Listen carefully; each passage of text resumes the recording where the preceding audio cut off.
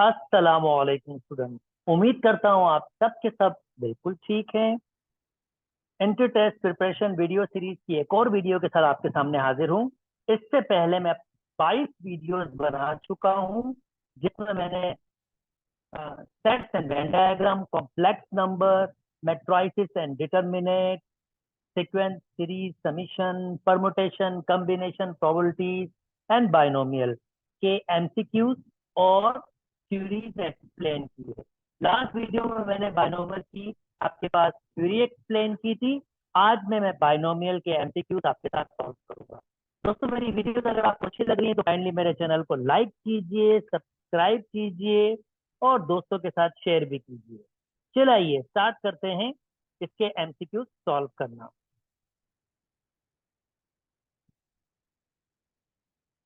मैं बाइनोमियल के बारे में आपको पिछली वीडियो में काफी चीजें बता चुका हूं। छोटा सा रिकैप मैं कर देता हूं। बाइनोमियल का मैंने आपके पास फार्मूला आपसे शेयर किया था।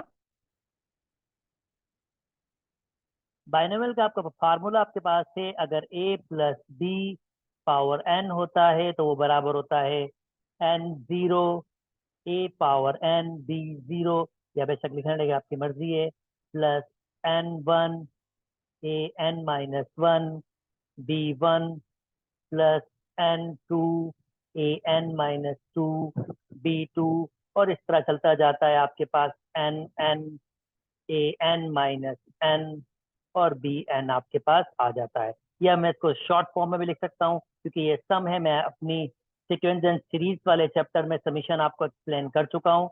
ये सब सम है, और सम कहाँ से स्टार्ट हो रहा है? r is equal to 0 to n। इसका मतलब क्या है, मैं आपको भी समझा देता हूँ। n r a n minus r b r। अगर मैं r की जगह यहाँ 0 पुट करूंगा, यहाँ पर r की जगह 0 पुट करूंगा, तो जो पहली टर्म आएगी मेरे पास वो एग्जैक्टली ये टर्म आएगी। और अगर मैं r की जगह 2, उसके बाद प्लस, समीशन मतलब प्लस होता है, ये मेरी पहली टर्म आएगी r की, r is equal to 0 put करने से, जो बेसिकली ये होगी। और जब मैं r की जगह 1 पुट करूंगा तो बेसिकली ये मेरी दूसरी टर्म आएगी, जो यहाँ पर मेरे पास आएगी दूसरी टर्म। और जस्ट r की जगह मुझे क्या रखना पड़ेगा? 1 रखना होगा। यहाँ 1 आ जाएगा, यहाँ n-1 आ जाएगा, b1। आप देख सकते हैं एग्जैक्टली यही टर्म यहाँ पर लिखी हुई है। तो ये शॉर्टर वर्जन है आपके पास इसको लिखने का। अच्छा जी, इसके अलावा भी मैंने आपसे कहा था, अगर आप और शॉर्टकट देखेंगे तो इसके फॉर एग्जाम्पल, अगर आपका जो बाइनोमियल है वो 1 प्लस एक्स पावर n की फॉर्म है, तो फिर आप इसको और शॉर्ट फॉर्म में लिख सकते हैं। आप इसको लिख सकते हैं 1 plus N X plus N n minus one x square upon two, 2 factorial, ये 1 फैक्टोरियल आपके पास होता है। और फिर आपके पास n minus one n minus two x power 3 upon 3 factorial. और इस तरह से आपके पास चलता जाएगा वही एक्स एंड इसकी जो जनरल टर्म बनेगी, अगर आप इसकी जनरल टर्म देखेंगे तो वो बनेगी summation r is equal to 0 to n। a की वैल्यू हमारे पास मौजूद नहीं, तो सिंपली b आएगा, खाली हमारे पास एक्स आर, और ये हमारी इसकी, और ये सी एन आर भी आपके पास होगा। ये इसकी हमारी जनरल टर्म होगी। ओके, ये मैं एक्सप्लेन कर चुका हूँ।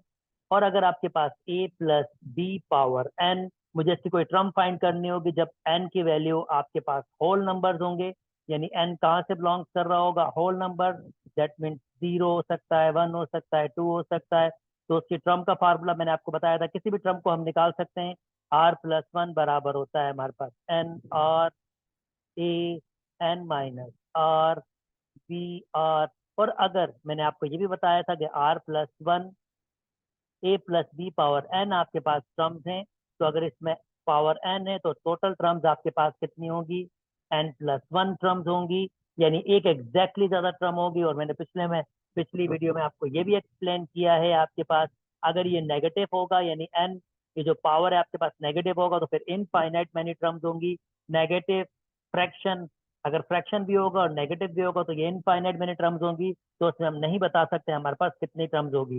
यानी अगर n यहाँ से बिलोंग्स कर रहा होगा तो नंबर ऑफ टर्म्स हमारे पास फाइनाइट होगी। अगर n आपके पास रैशनल नंबर यानी फ्रैक्शन या नेगेटिव होगा, तो फिर ए प्लस बी पावर एन को जब ओपन करेंगे तो इनफाइनाइट मैनी टर्म्स आपके पास होंगी। चलें जी, फर्दर अगर हमारे पास कुछ चीजें आएंगी तो वो आपके साथ और भी एक्सप्लेन करूंगा मैं इसके साथ। बेहतर यही है कि आप प्रीवियस वीडियो जिन्होंने नहीं देखी वो जरूर देखें, ताकि उनको मजीद, क्योंकि मैंने वहां पर डिटेल में हर चीज को डिस्कस किया है, तो वो उनको और मजीद तरीके से इस बात को समझ आ सके। अच्छा जी, ये ओपन हुआ हुआ है बायनोमियल, और मुझे देखना है यार ये कौन सा बायनोमियल है। शॉर्टकट करने की कोशिश करेंगे। पहली बात, 5 5 5 3, तो 1 2 3 4 5 6, 6 टर्म है, तो इसका मतलब ये तो चली गई, क्योंकि 5 अगर पावर होगा तो एक ज्यादा टर्म्स बनेगी, 6 टर्म्स। मैंने अभी थोड़ी देर पहले आपको बताया था, तो इसमें से कोई और आ सकता है आपके पास। अच्छा जी, x पावर 5, इसमें x पावर 5 आएगा, ये 3x पावर 5, ये नहीं हो सकता, तो ये टर्म भी कट गई, और इसमें भी x पावर 5 आपके पास आएगा। यानी पहले टर्म आपके पास, जैसे मैंने बाइनोमियल आपको बताया था, a plus B power n क्या होता है, cn0, जो बेसिकली 1 के बराबर होता है, a पावर n होता है। और इस वक्त a की वैल्यू हमारे पास यहाँ पर थी 3x, और 3x पर अगर मैं पावर 5 लगाऊंगा n की वैल्यू, तो वो कभी भी x पावर 5 के बराबर नहीं होगा। x पावर 5 होगा, मगर 3 का पावर 5 आपके पास होगा, जो इस फर्स्ट टर्म के बराबर आपके पास नहीं आ रहा। तो इसका मतलब ये ऑप्शन भी कट गया। इन दो ऑप्शन में से एक ऑप्शन हो सकता है। अब ये ऑप्शन आपके पास हो नहीं सकता, अगर आप नोटिस करें। यानी मैं, देखें, सॉल्व इसलिए नहीं कर रहा हूं, मैं चाहता हूं आप थोड़ा सा ध्यान दें, तो ये this is not a difficult task. हम दो टर्म्स के अंदर से ये आइडिया लगा लेंगे कि आपके पास ये होना चाहिए, नहीं होना चाहिए। अगर हमारे पास ये आंसर होगा, तो देखें, ये एक्स, ये तो 1 के बराबर होगा, ये x पावर 5, ठीक है, पहली टर्म बन रही है। जब मैं दूसरे टर्म के लिए a यूज करूंगा, तो ये होगा आपके पास 5 1, और ये a की वैल्यू हमारे पास होगी x, ये 4 हो जाएगा, क्योंकि 5 - 1, और b की वैल्यू हमारे पास a हो जाएगी। और ये टर्म हमारे पास क्या है, ये 5 के बराबर होती है। और नेक्स्ट टर्म हमारे पास क्या है, 10। x पावर 4 a तो होगा हमारे पास, पर यहाँ पर 10 होना चाहिए। इसका मतलब ये ऑप्शन नहीं, ये सी आपका करेक्ट ऑप्शन है। उम्मीद करता हूँ दोस्तों आपको बात समझ आ गई होगी। मैंने एक्सप्लेन करने में थोड़ा टाइम लगाया है, पर जब आप खुद से डायरेक्ट करेंगे तो विद इन सेकेंड आप इसका आंसर दे सकते। ओके। अच्छा जी दोस्तों, अब ये कह रहा है the total number of terms in the expansion, ये एक्सपेंशन है, ये एक्सपेंशन है, आफ्टर सिंप्लीफिकेशन। या जब मैं इसको ओपन करूंगा तो भैया इसकी 101 टर्म्स होंगी, इसकी भी 101 टर्म होगी। इसका मतलब 101 टर्म इसकी, और इसकी भी 101 टर्म, तो टोटल टर्म्स हमारे पास होंगी 202 टर्म्स। अच्छा, अब हमने टोटल देखना है कि यार सिंप्लीफाई करने के बाद टोटल टर्म्स कितनी बचेंगी, हमसे ये पूछ रहा है। जब मैं इसको ओपन करूंगा, जरा नोटिस करें, 100 आएगा, सी 100 0, 100 आपके पास 1, ये 99 हो जाएगा, और ए स्टार्ट होगा आपके साथ, और सी 102, ये 98 हो जाएगा, ए स्क्वायर हो जाएगा। अच्छा जी, यहाँ पर 1 फैक्टोरियल था, यहाँ पर 2 फैक्टोरियल हो जाएगा आपके पास। और एक और टर्म भी दिखा देता हूं आपको, x 97 a power 3 upon 3 factorial, जो 6 के बराबर होगा। और इसकी तरह ये 101 टर्म्स तक जाएंगे, 101 टर्म्स तक ये जाएंगे। सिमिलरली जब मैं इसके साथ जो ऐड हो रहा है, ये ऐड हो रहा है इसके साथ, इसको ओपन करूंगा तो देखें इसका ओपन कैसे होगा, 100 0 x पावर 100। अब क्योंकि इसके पास a की वैल्यू नेगेटिव है, तो इसका मतलब ये टर्म नेगेटिव हो जाएगी, x पावर 99, और a पावर, क्योंकि अगर मैं यहां समझा सकूं, ये माइनस होगा, ऊपर पावर 1 होगा, तो ये माइनस हो जाएगा। फिर third term as it is यही होगी,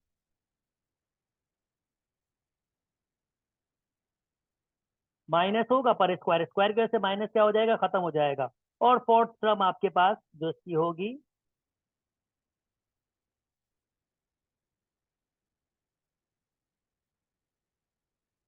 ये हमारे पास हो जाएगा 3।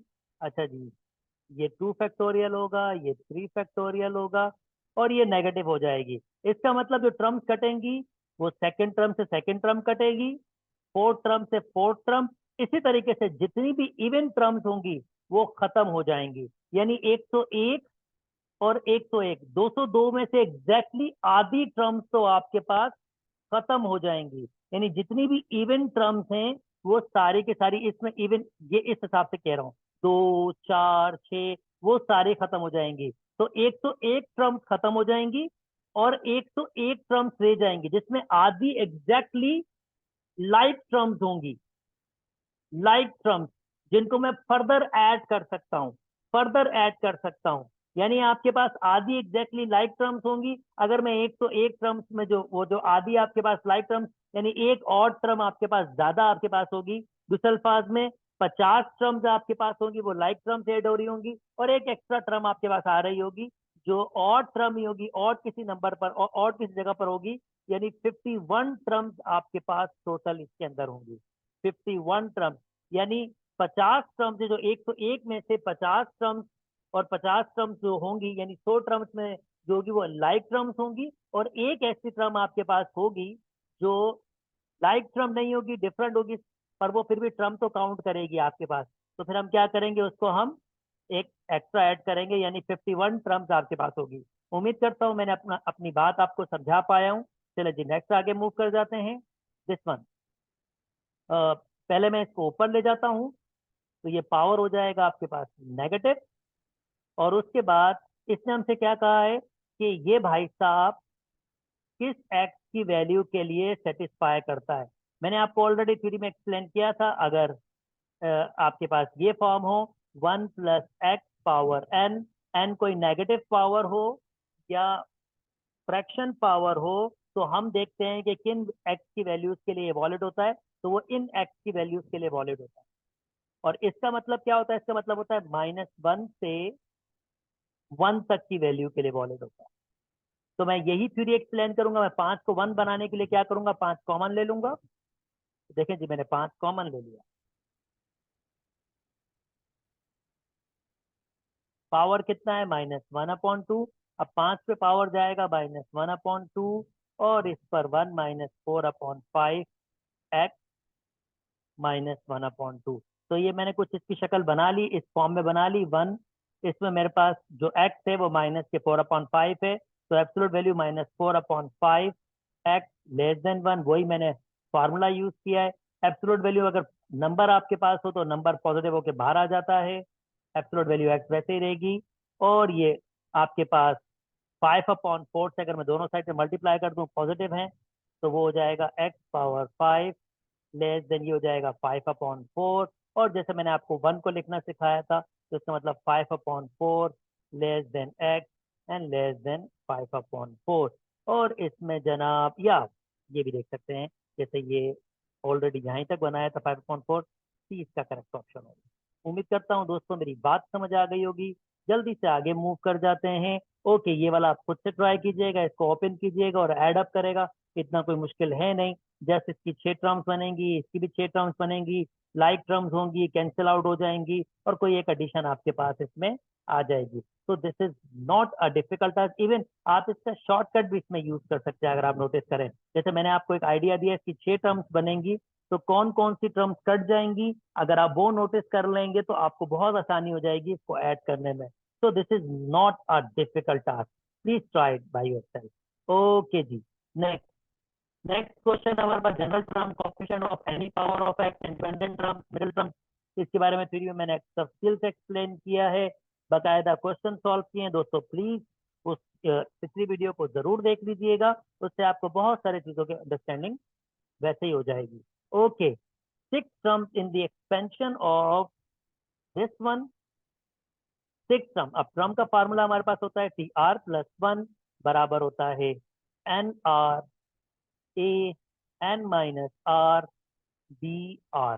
तो हमें छठी टर्म मालूम करनी है, मतलब R की वैल्यू 5 हो जाएगी। 5 + 1 यानी 6 टर्म। छठी टर्म एक्सपेंशन, अब मैं इसको 11 टर्म्स में से, अब मैं सारे टर्म्स को ओपन तो नहीं करूंगा। टर्म के फार्मूले से हमें ये फायदा होगा कि हम डायरेक्टली निकाल लेंगे। N की वैल्यू 10 है, R की वैल्यू 5 है, A की वैल्यू हमारे पास 2x², और 10 - 5 यानी 5 हो जाएगा। बी की वैल्यू हमारे पास -1/3 x², 5। चलें जी, इसको सिंप्लीफाई कर लेते हैं। ये फार्मूला होगा 10 फैक्टोरियल, 10 में से 5 जाएगा, 5 फैक्टोरियल, और ये 5 फैक्टोरियल। उम्मीद करता हूँ परमुटेशन कॉम्बिनेशन की के बारे में ये फार्मूला ओपन किया मैंने, तफसील से वीडियोस रखी हैं, 5 से 6 videos. Permutation combination probability, one of the burning topic जो मोस्टली स्टूडेंट्स को बहुत डिफिकल्ट होते हैं। तो मेरी इस वीडियो सीरीज में मैंने बहुत कोशिश की है कि वो आपको आसान तरीके से एक्सप्लेन कर सकूं।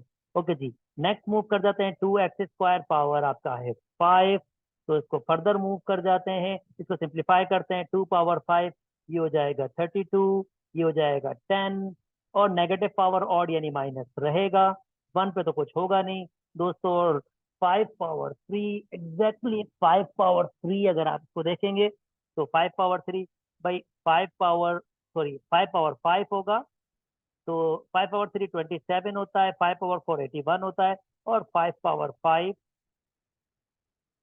3 पावर 3 27 होता है, 3 पावर 4 81 होता है, और 3 पावर 5 5, ये आपके पास हो जाएगा 24। तो 2,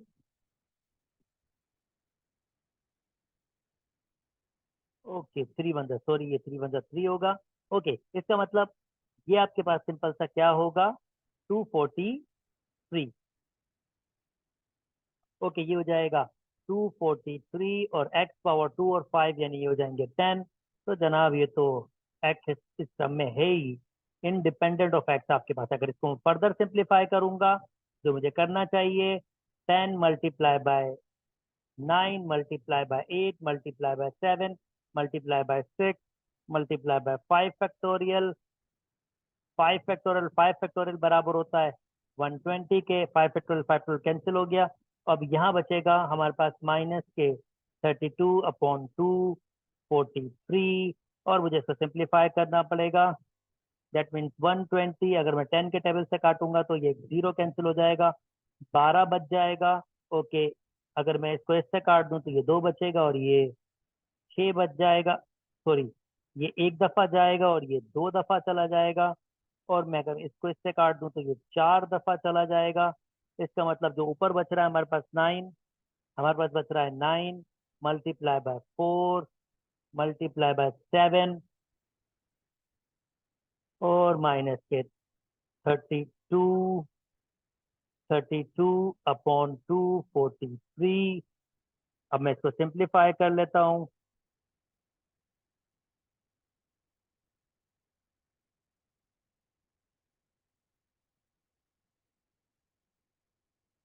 और सब कुछ सिंप्लीफाई करने के बाद आंसर आपके पास आ रहा है 896/27, यानी करेक्ट ऑप्शन आपके पास ये होगा। उम्मीद करता हूँ दोस्तों बात समझ आ गई होगी। चलिए जी, नेक्स्ट मूव कर जाते हैं। ट्रिकी ट्रिकी से क्वेश्चन डाले मैंने, सिलेक्टेड क्वेश्चन डाले जिसमें हमें ज्यादा मैथमेटिक्स करने का मौका मिले, और वो आपकी रेंज ऑफ क्वेश्चंस कवर करेंगे। If the third term of a binomial expansion of 1 + x, third term, इसकी थर्ड टर्म अगर मुझे ओपन करनी है दोस्तों, तो अब थोड़ा शॉर्टकट पे भी हम देख लेते हैं। 1 + x पावर कोई भी n, पहली टर्म होती है n0, अगर यहाँ पर 1 हो, दूसरी टर्म होती है n1 x, तीसरी टर्म होती है n2 x² and so on. तो आप देखें, पहली टर्म, दूसरी टर्म पे यहाँ पर 1 होता है, n आपके पास कुछ भी हो, जो इस वक्त m है तो चले m लगा लें, कोई भी पावर हो कोई फर्क नहीं पड़ता। तीसरी टर्म पे आपके पास यहाँ 2 होता है, और ये कौन सी टर्म आपसे मांग रहा है, इसने कहा इफ द थर्ड टर्म, यानी थर्ड टर्म होगा तो उसका बाइनोमियल कॉफिशिएंट या कॉफिशिएंट क्या होगा, n2। थर्ड टर्म में आप देख सकते हैं, फर्स्ट टर्म में 0 है, सेकंड टर्म में 1 है, सेकंड टर्म में 1 है, और थर्ड टर्म में आपके पास क्या है, 2। तो ये कॉफिशिएंट रखें इसका, और ये x, जैसे इसने कहा थर्ड टर्म आपके पास, और आप नोटिस करेंगे जो यहाँ पर होगा, जैसे जो यहाँ पर 1 है तो 1 पावर है, 2 है तो 2 पावर है, तो यहाँ पर भी 2 पावर ही आपके पास होगा थर्ड टर्म में।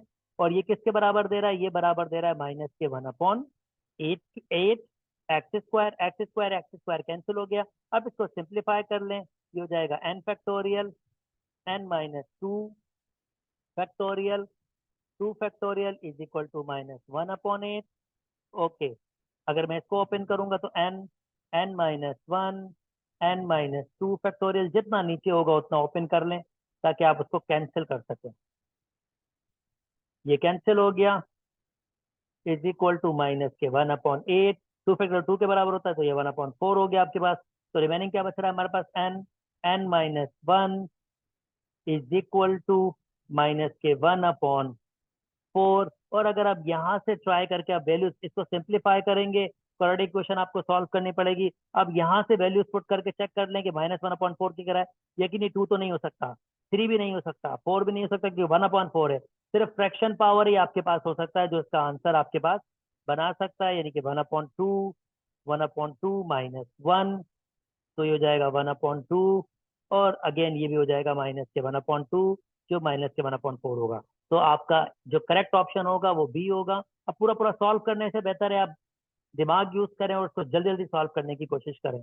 चलें जी, नेक्स्ट मूव टर्म पे मूव कर जाते हैं। कहता है the first 3 terms of the expansion, आपके पास फर्स्ट 3 टर्म्स। अब जल्दी से फर्स्ट 3 टर्म, पहली टर्म क्या होगी, ये वाली। दूसरी टर्म क्या होगी आपके पास जनाब, ये, और इसके साथ ये आ जाएगा। और तीसरी टर्म आपके पास होगी ये, और इस पर स्क्वायर आ जाएगा। ये 3 टर्म्स हैं। ये किसके बराबर दी हुई है, 3 टर्म्स हमें दी हुई हैं 1, 6 एंड 16x², और उसमें से ए फाइंड करना है। तो एन ये 0 होता है, ये एन 0 ये आपके पास 1 के बराबर होता है, ऑब्वियसली पहले टर्म 1 ही है। प्लस ये बराबर होगा आपके पास n factorial, n-1 factorial, 1 factorial. आप नोटिस करें, अगर यहाँ पर n 1 है, मैं चले नेक्स्ट में आपको डायरेक्ट एक ट्रिक दूंगा इसमें। ओके, ये n factorial, n-2 factorial, 2 factorial a²x²। Okay, 1 plus, इसको आप कितना ओपन करेंगे, n-1 फैक्टोरियल। तो आप जरा नोटिस करें, जब आप इसको ओपन करें, ये 1 वाला ही था, मैं इसको डायरेक्टली ओपन करवाता तो वो अच्छा था। चलें, खैर n 1 आपके पास है तो इसका मतलब ये है कि वो सिंपली n के बराबर हो सकते हैं, क्योंकि उसको हम कैंसिल आउट कर सकते हैं। ये कैंसिल आउट आपके पास है, 1 फैक्टोरियल 1 के बराबर होता है, तो ये n ax यहाँ बच गया। ओके, अगर अब ये आपके पास 2 है तो इसका मतलब पहली खोलें, दूसरी खोलें, और तीसरा वो कैंसिल आउट हो जाएगा, तो जान छुड़ा दें उससे।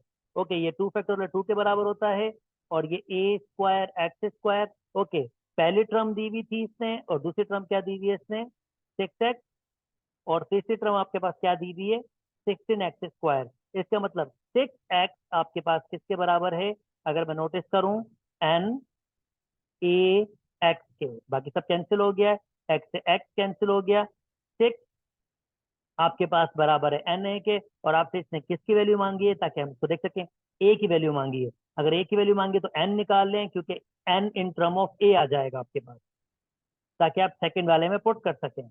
ओके, सेकंड वाला आपके पास क्या है दोस्तों, ये n-1, n-1/2 a²x² किसके बराबर है, 16x², कैंसिल, ये हो जाएगा 32। 2 क्रॉस मल्टीप्लाई कर देता हूँ, 32। अच्छा, n की वैल्यूज पुट कर लेते हैं दोस्तों, ताकि हम इसको आंसर निकाल सकें इसका। या यहाँ से भी अगर मैं चेक करूं, पर मुझे फिर भी n चाहिए होगा। अगर मैं a पुट करूँ, फिर मुझे दोनों इक्वेशन सॉल्व करनी पड़ेगी। इसने कौन कौन से आंसर दिए, तो लंबे थोड़े बड़े से क्वेश्चन है, फिर से सॉल्व कर लेते हैं। ओके, n की जगह अब मैं वैल्यूज पुट कर लेता हूँ, जो n की वैल्यूज हैं दोस्तों मैं पुट कर लेता हूँ। ओके, ये n की जगह मैं पुट कर लेता हूँ 6/a -1, a² = 32। ओके, मैं ऊपर वाली चीजों को मिटा देता हूँ ताकि मुझे जगह मिल जाए। यस, आपको ऐसा लग रहा होगा ये लेंदी लेंदी सा प्रोसेस है, पर आप जब करेंगे, शॉर्ट करेंगे, यहाँ मैं एक्सप्लेन करने के लिए इतनी सारी बातें कर रहा हूँ, पर अगर मैं सॉल्व करूंगा तो इसमें बहुत सारे शॉर्टकट मैं भी आपको रिकमेंड करूंगा, आप वो शॉर्टकट्स लगाएं, स्टेप्स को खाएं, जितना शॉर्ट कर सकते हैं उसको उतना करें। पर यहाँ मैं तफसील से एक्सप्लेन इसलिए कर रहा हूँ कि आप उसका शॉर्टकट भी यूज कर सकते हैं। फिर this is not a difficult task for you. Okay, तो ये 6 का टेबल लग सकता है आपके पास 2 टाइम्स, तो ये हो जाएगा 3, और ये हो जाएगा आपके पास 16, डायरेक्टली कैंसिल हो सकता है, तो ये हो जाएगा 3/a। अगर मैं इसमें एलसीएम ले लूंगा दोस्तों, तो एलसीएम हो जाएगा a, तो यहाँ पर a आ जाएगा, और ये a² अपनी जगह पर है। यहाँ बच गया हमारे पास 16। ओके, ये और ये आपके पास कैंसिल हो गया, तो ये हो जाएगा 18 -3a = 16, और 3 उधर चला जाएगा, 18 में से 16 जाएंगे तो ये 3a यहाँ आ गया। 2/3 इज इक्वल टू a। एक वैल्यू आपके पास आ रही है, दूसरी नहीं आ रही, पर a की 2/3 है, इसका मतलब यही करेक्ट ऑप्शन होगा। यही आपके पास करेक्ट ऑप्शन होगा। ओके जी। ओके जी, नेक्स्ट हमारे पास क्या है देख लेते हैं।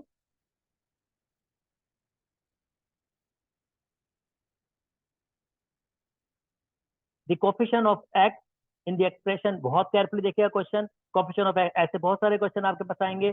अब coefficient of x in the expression, यानी ये 6 टर्म्स इसकी होंगे, जिसमें कोई एक टर्म होगा जिसमें जो टर्म होगी उसका एक्स का जो एक्स जो होगा, जो एक्स वाली टर्म होगी वो ओनली एक्स होगी, यानी उसके ऊपर पावर आप +1 होगा। यानी जब मैं इसको ओपन करूंगा इसकी 6 टर्म्स बनेगी, और जो एक कोई एक इनमें से कोई एक टर्म ऐसी होगी जिसमें सिर्फ एक्स मौजूद होगा, हमें उसका कोफिशिएंट यानी उसके साथ जो नंबर होगा वो बताना है। अब इसकी टेक्निक क्या है, मैं वही टर्म वाला फार्मूला यूज कर रहा हूँ। बराबर होता है NR a n-r B R. मैं नेक्स्ट टाइम से डायरेक्टली यूज करूंगा। मुझे नहीं पता आर की वैल्यू क्या है यहाँ पर। ओके, एन की वैल्यू मुझे पता है, आर मुझे नहीं पता। अब क्यों नहीं पता? क्योंकि मुझे नहीं पता वो कौन सी टर्म है जिसमें वो आपके पास एक्स कॉपिशन होगा, और वही मैं ढूंढने की कोशिश कर रहा हूँ। ए की वैल्यू एक्स स्क्वायर है, और ये हो जाएगा 5 - r। बी की वैल्यू ए, ये एक्स को मैं ऊपर ले गया हूँ, नेगेटिव हो गया है, और ये हमारे पास आर की जगह पर आ गया। अच्छा जी, मैं जो इस पे इंटरेस्टेड हूँ, सिर्फ एक्स के टर्म पे इंटरेस्टेड हूँ। ये देखें, एक्स के टर्म यहाँ पर क्या है, ये 2 से मल्टीप्लाई हो जाएगा, ये 10 - 2r हो जाएगा।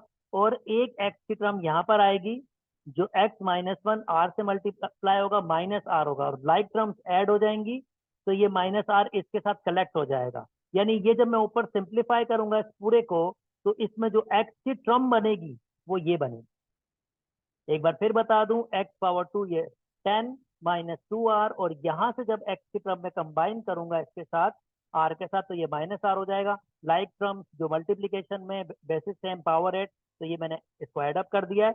और ये चीज मुझे मुझे वो टर्म चाहिए जिसमें जो ये पावर होगा 10 - 2r - r, क्योंकि x का पावर क्या दिया हुआ है इसने, 1।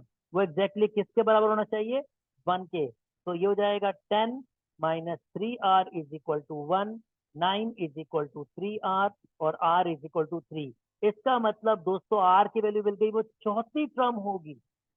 वो चौथी टर्म होगी जिसमें आपके पास जो x की जो x का कॉफिशिएंट होगा, x का जो पावर होगा 1 होगा आपके पास। सादा अल्फाज में x पावर 1 होगा, यानी x वाली टर्म आपके पास होगी। तो जल्दी जल्दी मैं इसको सिंप्लीफाई कर लेता हूँ।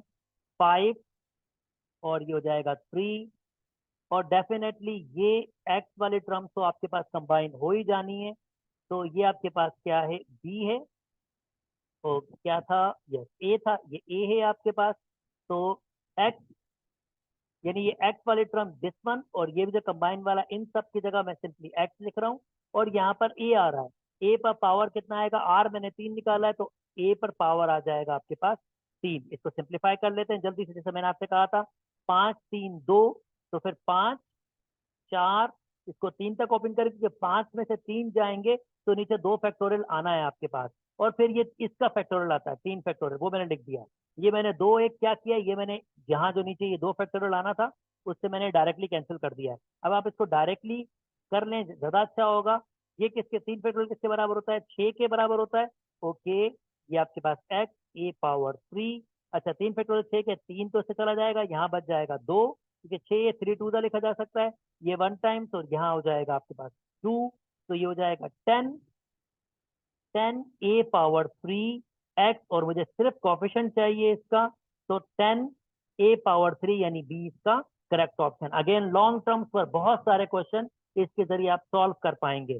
नेक्स्ट टाइम कोई आएगा आपके पास, ओके कांस्टेंट टर्म है, कांस्टेंट टर्म या कांस्टेंट टर्म कह लो, या इंडिपेंडेंट ऑफ एक्स, मतलब एक्स मौजूद ही ना होना। या तो बोलेगा कांस्टेंट टर्म या इंडिपेंडेंट ऑफ एक्स, यानी एक्स का पावर 0 होना। जैसे मैंने एक्स का पावर 1 के लिए आपके सामने सॉल्व किया था, ये कह रहा है एक्स का पावर 0 होने से सॉल्व करना। एक और आपको करके दिखा देता हूँ दोस्तों।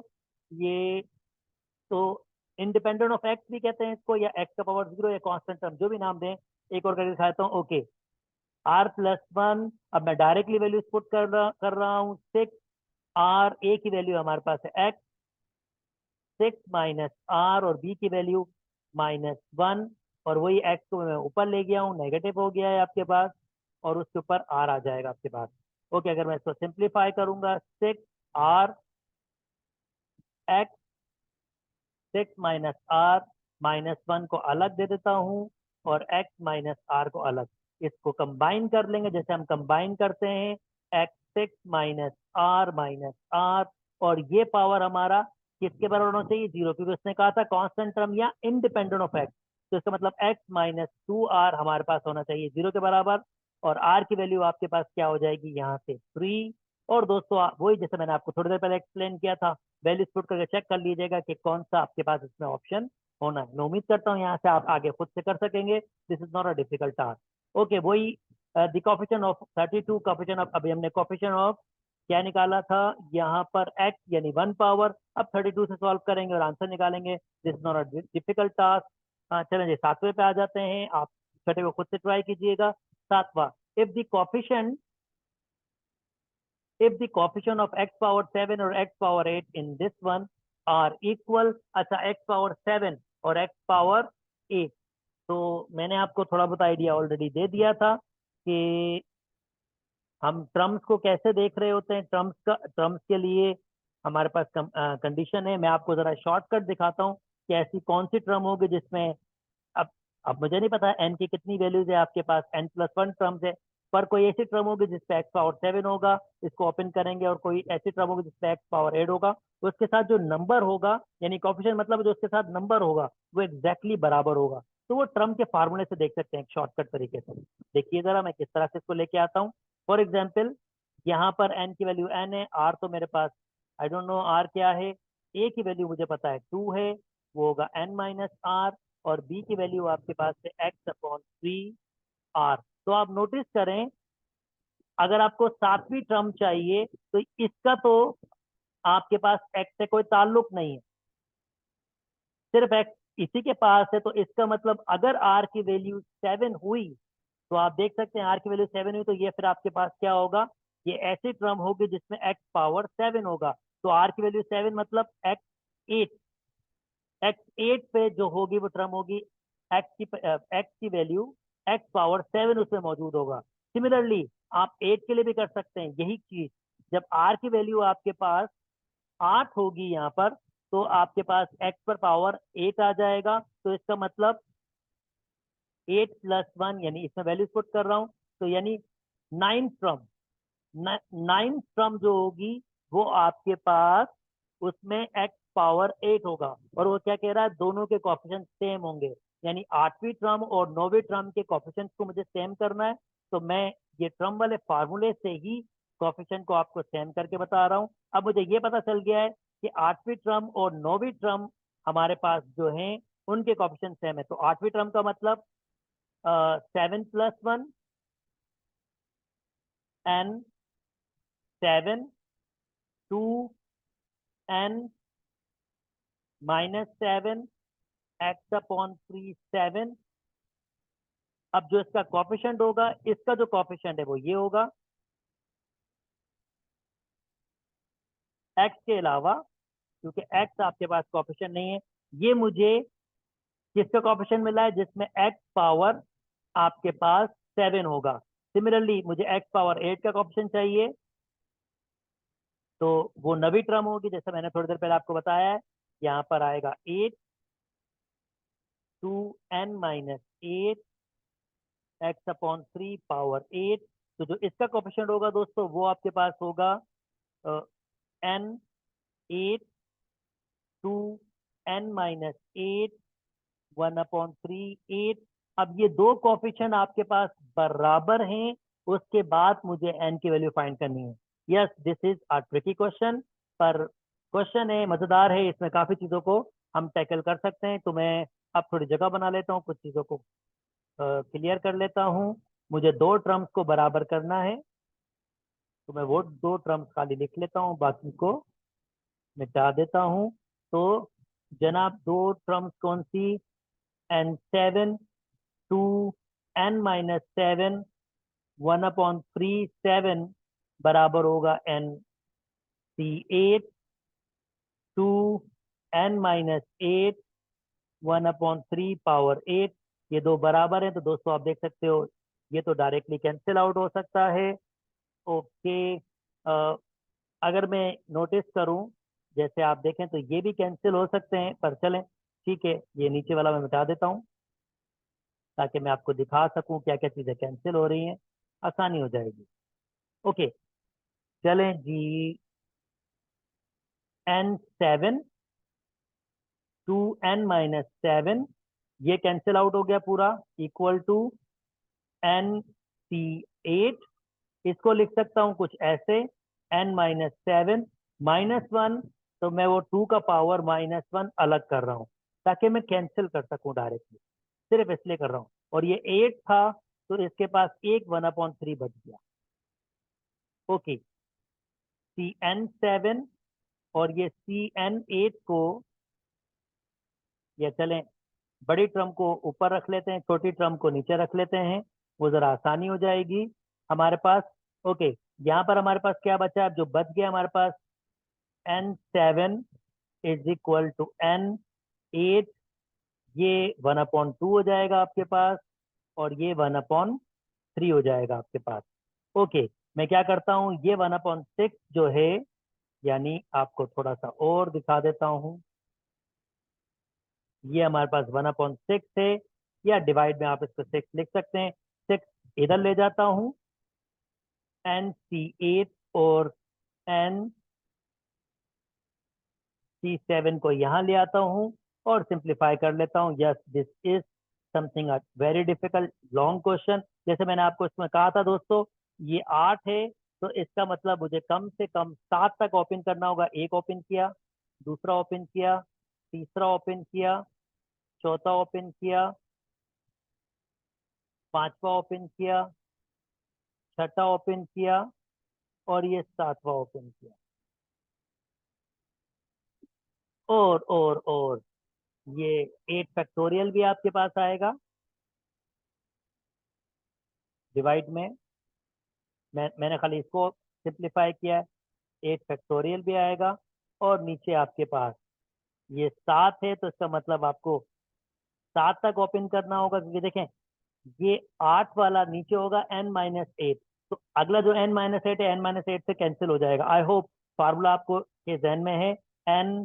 n-1, अब ये 7 है आपके पास, तो इसका मतलब मुझे क्या होगा, n-7 होगा तो 6 तक ओपन करना पड़ेगा।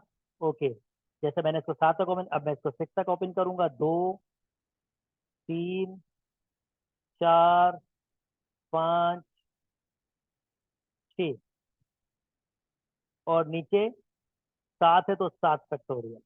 अच्छा जी, आप नोटिस कर सकते हैं ये 7 के साथ इस 7 के साथ से कैंसिल हो जाएंगे।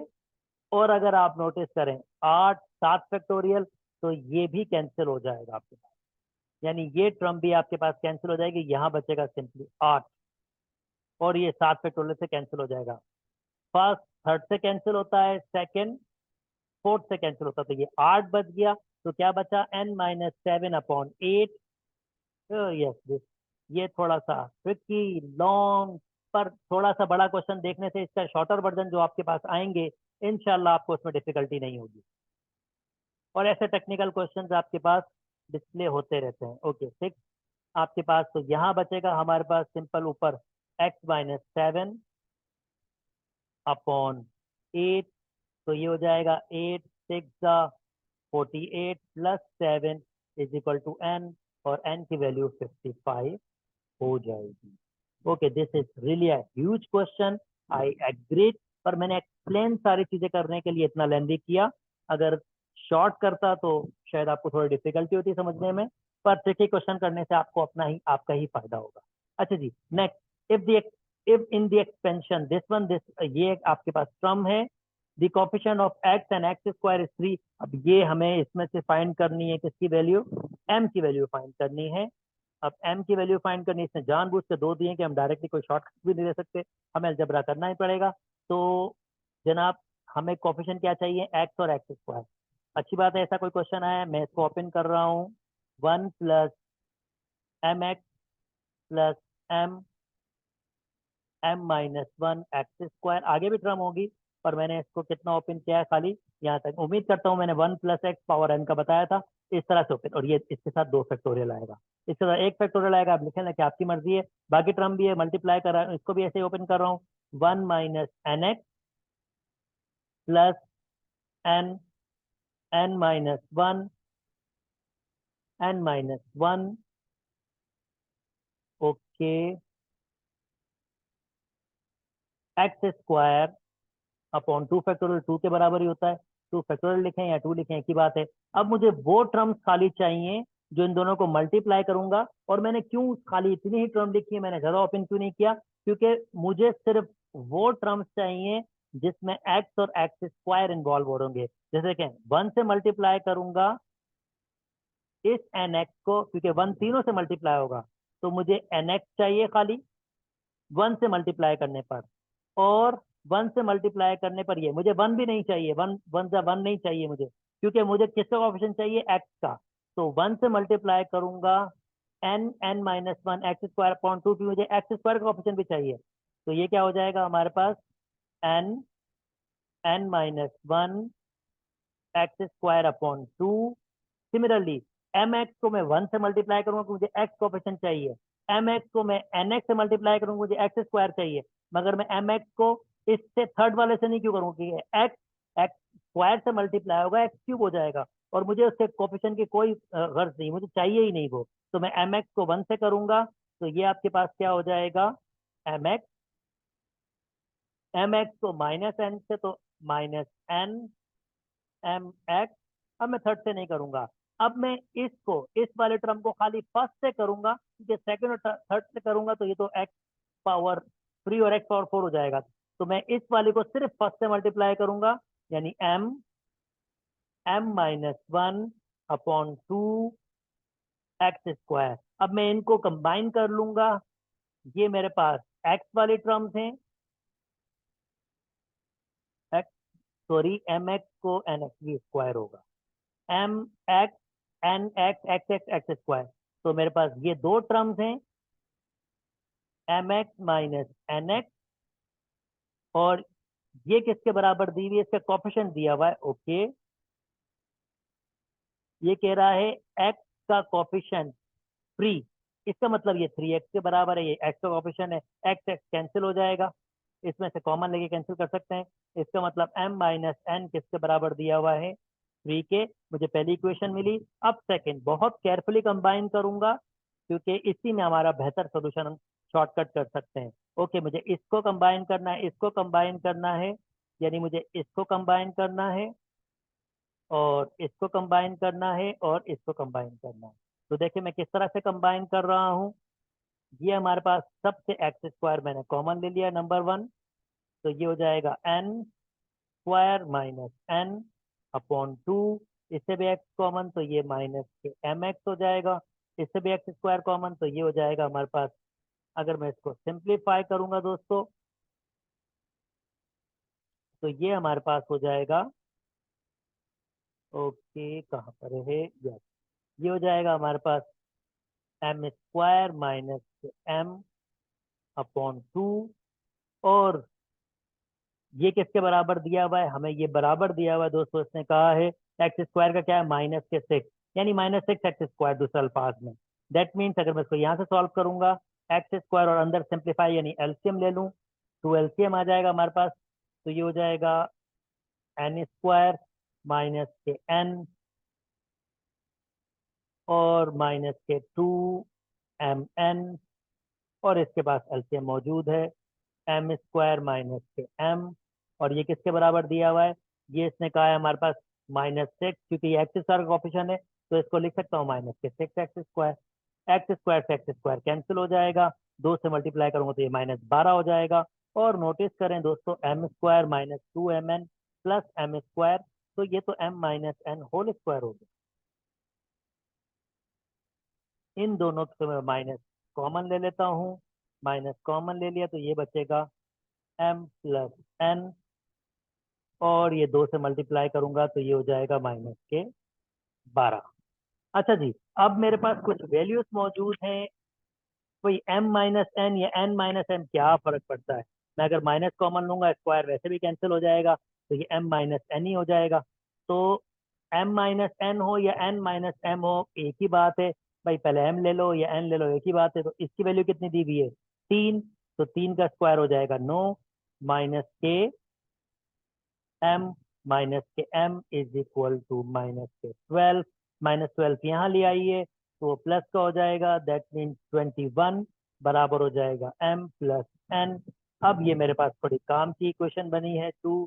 अगर मैं फर्स्ट और सेकंड को सॉल्व करूंगा, दोनों को ऐड कर लूंगा, मुझे किसकी वैल्यू चाहिए दोस्तों, m की वैल्यू चाहिए। तो यस, n कैंसिल हो जाएगा। अगर मैं फर्स्ट को और सेकंड को ऐड करूंगा तो 21 और 3 ये हो जाएंगे 24, और n से n कैंसिल हो जाएगा, ये हो जाएगा 2m। और दोस्तों m की वैल्यू आ रही है आपके पास 12। Yes, a technical question, very sorry, ये वाला है 12। 12 वेरी इंटरेस्टिंग क्वेश्चन, थोड़े लॉन्ग है, पर आपका इसका शॉर्ट वर्जन भी आएगा तो आप उसको इजीली सॉल्व कर लेंगे। किसी भी यूनिवर्सिटीज में आपको डिफिकल्टी नहीं होगी अगर आप ऐसे सॉल्व करने के काबिल हो जाएंगे। Okay, the coefficient of fourth term of the expansion is 52। भाई फोर्थ टर्म है इसकी, मैं बता चुका हूँ फोर्थ टर्म का मतलब क्या होगा, चौथी टर्म। तो n की वैल्यू n है और यहाँ पर 3 आएगा, चौथी टर्म मतलब यहाँ पर 3 आएगा, उसका कोफिशिएंट है। और सिर्फ कोफिशिएंट की बात कर रहा है क्योंकि जो फोर्थ टर्म होगी उसमें क्या होगा, a पावर n माइनस 3 होगा और b पावर 3 होगा। मगर इसने सिर्फ हमसे क्या कहा है, कोफिशिएंट। कोफिशिएंट किसके बराबर है, 52 के। तो this is really a simple question, यानी ये कोफिशिएंट है खाली दिस वन, ये किसके बराबर दिया हुआ है, 56 के। और आप इसको आराम से चेक कर सकते हैं, खाली डायरेक्टली वैल्यूज पुट करके, आप इतनी मेहनत ना करें। अगर मैं फर्ज करता हूँ कि 12 है, मुझे नहीं लगता शायद 12 इतना लॉन्ग 56 आपके पास देगा, क्योंकि 12, 12, 11, अब 12 में से 3 जाएंगे तो इसका मतलब क्या होगा, 9, 9 फैक्टोरियल। तो ये कम से कम कहाँ तक जाएगा, 10 तक ओपन होगा, और नीचे 3 फैक्टोरियल भी आपके पास आएगा। और 3 फैक्टोरियल मतलब 6 के बराबर आपके पास। अगर मैं इसको सिंप्लीफाई करता हूँ, मेरा नहीं ख्याल ये आपके पास 56 के बराबर आ रहा है, क्योंकि अगर मैं 6 से सिंप्लीफाई भी करता हूँ इसको, एक मिनट देख लूँ, 2, 1, तो 22 को 10 से 220 आपके पास, इसका मतलब 12 नहीं बन रहा। मेरा नहीं ख्याल आपके पास 10 भी बनेगा, हो सकता है 8 या 6 में बने। चले 8 को ट्राई कर लेते हैं, 8 3, देखते हैं क्या ये 56 के बराबर है। तो ये 8 फैक्टोरियल, जैसे मैंने आपको बताया था 8 में से 3 फैक्टोरियल, तो कितने बचेंगे, 5 फैक्टोरियल और फिर 3 फैक्टोरियल। और इसी वजह से मैं इसको आपको कह रहा था कि यार कितना ओपन करें, क्योंकि नीचे 5 बचेगा, तो इसको 8, 7, 6, क्योंकि आप जब 5 फैक्टोरियल बनाओगे तो 5 फैक्टोरियल से 5 फैक्टोरियल क्या हो जाएगा, कैंसिल हो जाएगा, और 3 फैक्टोरियल 6 के बराबर होता है, ये कैंसिल। 8 7 का 56, इसका मतलब इसका सी करेक्ट ऑप्शन है। ओके जी, the coefficient of X power 1, ये मैंने ऑलरेडी पीछे बता दिया है आपको कैसे निकालते हैं। The term independent of x, independent of x हो, कांस्टेंट ट्रम हो, या एक्स पावर 0, ये मैंने बता दिया है आपको। पर ये कुछ रेडिकल्स आपके पास आए हैं, this this is not a difficult task, just algebra आपके पास होगा, अलजबरा आपको सॉल्व करना होगा। वही जो मैंने पीछे आपको टेक्निक सिखाई है, वैल्यूज पुट करके आपने 0 के बराबर करना है और आर की वैल्यू निकालनी है और सिंप्लीफाई करना है। उम्मीद करता हूँ प्रीवियस अंडरस्टैंडिंग हो चुकी है, तो मैं इस पर अपना टाइम जाया नहीं करूंगा। ओके जी, नेक्स्ट मूव कर जाते हैं। If the middle term, okay middle term दोस्तों, मैंने आपको मिडिल टर्म के बारे में फ्री में एक्सप्लेन किया है। अगर एन आपके पास इवन नंबर होते हैं तो मिडिल टर्म आपके पास, तो इसका मतलब टर्म्स कितनी होती है, n प्लस 1 टर्म्स होंगी, यानी वो ऑड टर्म्स होंगी, और ऑड टर्म में सिर्फ एक मिडिल टर्म होती है। तो मिडिल टर्म का फार्मूला क्या होगा, n, n/2 प्लस 1 टर्म, ये मिडिल टर्म का फार्मूला होगा। अगर n आपके पास ऑड नंबर हो तो इसका मतलब ये जो टर्म्स बनेंगी वो n प्लस 1, यानी इवन टर्म एक ऐड करेंगे तो इवन टर्म्स होंगी। तो उसका फार्मूला होगा n प्लस 1/2, उसमें दो टर्म्स बनेगी, n प्लस 3/2 टर्म्स, इसमें दो टर्म्स बनेंगी। तो this is not a difficult task. अब इसने क्या कहा है, if the middle term of the expansion, अब इसकी मिडिल टर्म कितनी दी हुई है आपके पास, 9, 2, 4, एक ही दी हुई है, तो इसका मतलब n आपके पास इवन ही होगा, क्योंकि एक ही मिडिल टर्म दी हुई है ना, तो n आपके पास इवन होना चाहिए आपके पास। तो आपके पास एक है, तो इस और सारे मजे की बात है, इवन नंबर भी दिए हैं इसने। तो कह रहा है n की वैल्यू क्या होगी, चलो उसको भी देख लेते हैं। इवन टर्म के लिए मैंने आपके पास पीछे फार्मूला बताया है, टर्म का फार्मूला आपके पास n/2 इवन टर्म के लिए मैंने थ्योरी में एक्सप्लेन किया है, n/2 + 1 आपके पास बराबर होगा यहाँ n, यहाँ पर आपके पास n/2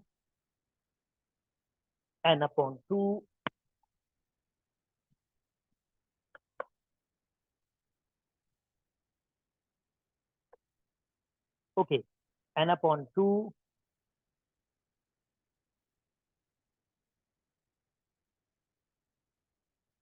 n/2 और मैंने आपको एक में एक्सप्लेन किया, एक वैल्यू हमारे पास क्या है, x²। यहाँ भी n/2 होगा। ये फार्मूला मैंने, आई रिपीट, ये फार्मूला मैंने आपके पास ऑलरेडी थ्योरी में दिया है। 1/x को लिख सकता हूँ मैं x⁻−1, यहाँ भी n/2 होगा।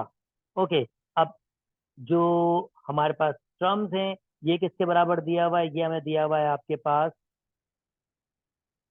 ये आपके पास दिया हुआ है 9 to 4 x⁻6, यानी x⁻6 होगा। और जस्ट मुझे चेक कर लेना है n की वैल्यू पुट करके कि कौन सी टर्म इसके पास होगी। This is not a difficult task. For example अगर मैं 10 पुट करूं n की, मैं जिसको आगे सॉल्व नहीं करना, सिंपल n की जगह 10 पुट करूं तो ये आपके पास क्या होगा, 10, 10 और ये हो जाएगा 5, ये हो जाएगा x आपका स्क्वायर 5, और चलो मैं इसको नीचे रख लेता हूँ, और ये भी हो जाएगा +5। तो ये हो जाएगा 10 और 5, तो 5 बचेगा। इसमें 6 पावर है तो इसका मतलब ये तो होना ही नहीं चाहिए। अब 6 पावर आपके पास आ रहा है, ये तो होना नहीं चाहिए। तो चलें नेक्स्ट को देख लेते हैं, इस वाले को देख लेते हैं, 12 वाले को। मुझे यहाँ पर 6 पावर चाहिए मुझे, तो यहाँ पर तो मेरे पास 5 आया है। तो चले नेक्स्ट देख लेते हैं।